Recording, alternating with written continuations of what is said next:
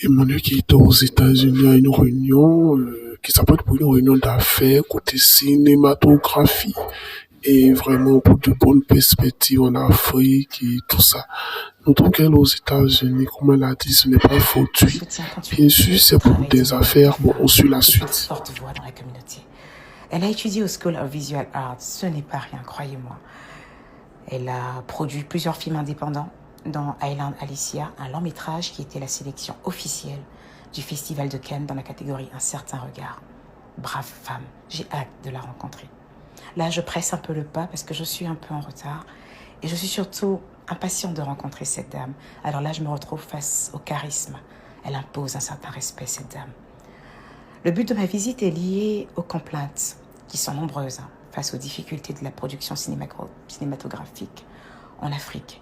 Il faut dire qu'à l'instar du Nigeria ou de l'Afrique du Sud, qui font bonne figure d'exception, sans pour autant pouvoir devenir des modèles, on a encore du mal dans certains pays à pouvoir vraiment émerger, à pouvoir faire voyager notre cinéma.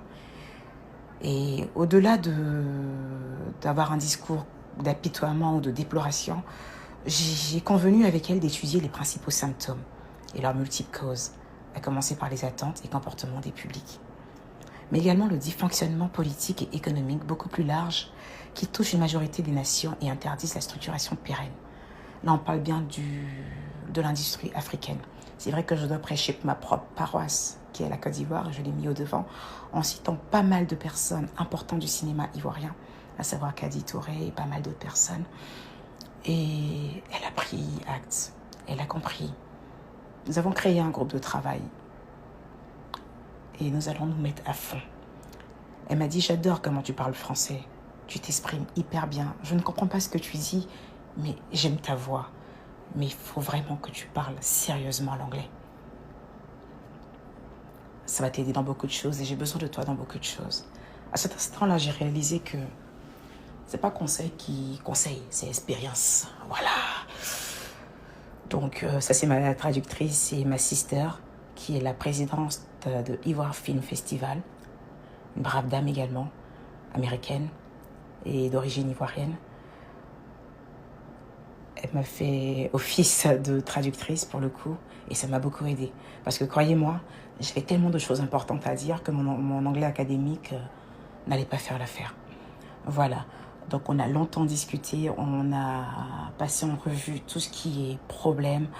On a fait un partage collectif d'images diffusées qui retiennent peu l'attention des nations occidentales, bien que massivement pratiquées.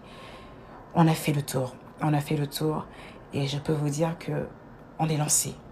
En tout cas, je compte bien tenir cette perche et aller jusqu'au bout de ce projet qui a été ouvertement créé par moi. Parce que oui, j'ai créé des conditions pour pouvoir aller jusqu'à cette dame.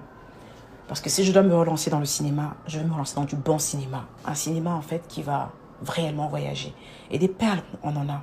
On a énormément de perles. Et il est temps que le monde entier voit ces perles-là. L'Afrique n'a pas seulement besoin d'acteurs. Elle a également besoin de personnes derrière la caméra qui vont faire les choses bien. En tout cas, ce rendez-vous était très fructueux, comme le dirait l'autre. Allez, take care.